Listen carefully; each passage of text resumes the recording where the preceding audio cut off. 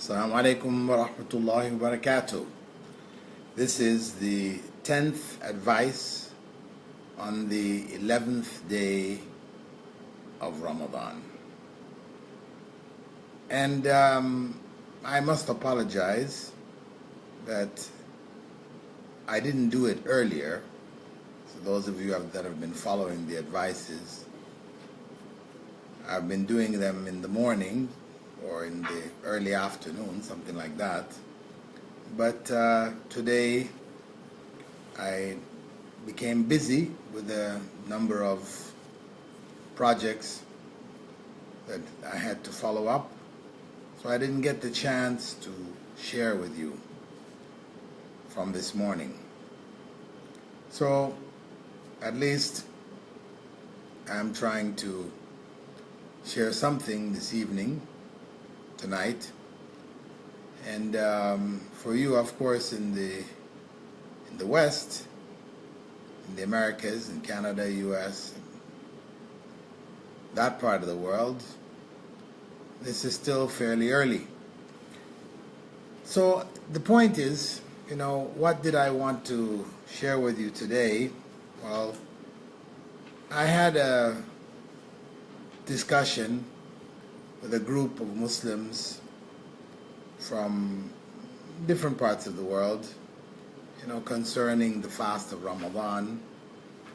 And the main point that I tried to focus on was the need for us to change through Ramadan.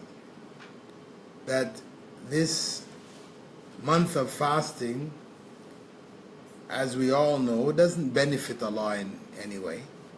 If we all fasted, He doesn't gain anything. If we all don't fast, He doesn't lose anything.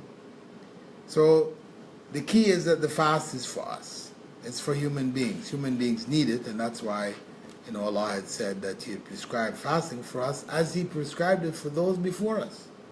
So it's obviously a need that we have. But the problem is that what has happened for us in most cases is that the fast has become a standard ritual, rite, custom that we do without thinking. It's automatic. There's no real reflection in it and in what we're doing. Questioning the value of what we're doing. Why do this? If it's not going to do anything for us, it's not going to benefit us, and that's who fasting was prescribed for, is us. So if we're not getting any benefit out of it, then we are the losers. We're doing acts which are of no real benefit, taking of our time, starving ourselves, suffering in one way or another, all for nothing. So it is very important for us to consider every aspect of the fast, from the sahur to the day, how we live that day of fasting, how we apply the principles which Prophet Muhammad ﷺ taught us about fasting, and the time of breaking the fast, which to a large degree with regards to the physical aspects of the fast, that is the time of testing. What lessons did you learn? What benefit did you get? If at the time of breaking the fast we gorge ourselves, then no self-restraint is being applied. And the whole idea is that we are restraining ourselves from what is halal in order that we would restrain ourselves from what is haram. So if we're restraining ourselves from halal things all during the day of fasting, but then when the time comes to break the fast, we can't restrain ourselves. We can't hold ourselves back. then we have to say that the lesson of self-restraint is not learned. We have missed out on that lesson. And the Prophet ﷺ had stressed the importance of this self-restraint, saying that the worst vessel, container that we can fill is our stomachs. That's the worst.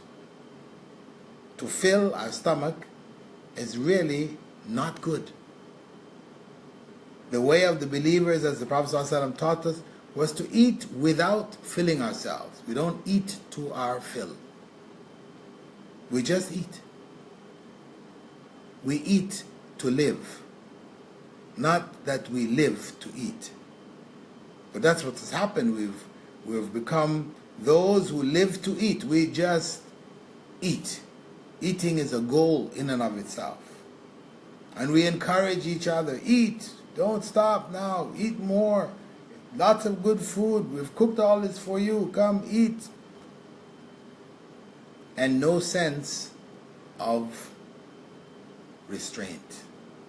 And this physical struggle that we should have becomes manifest in our spiritual life. Because there's the psychology in between the physical and the spiritual. Our mindset is made. If our mindset is one of self-restraint, then it should be evident when the fast is over.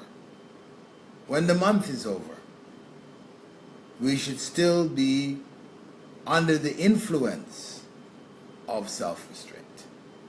So, just a point to reflect on: why are we fasting? What are we going to get out of it? Remember, as the Prophet ﷺ told that man who walked into the masjid and prayed before he sat down with the Prophet ﷺ, he told him to go back and pray because you didn't pray. Now we have to ask ourselves, is the fast that we are performing the kind of fast which the Prophet ﷺ prescribed? Or would he have told us, go back and fast because you didn't fast? Point to think about. We may fast, yet not fast. Just as that man was praying, but he wasn't really praying. May Allah give us the wisdom to take from our fasts what He has prescribed for us, and to utilize what we have learned of self-restraint and other lessons. Utilize these lessons in our lives beyond the fast.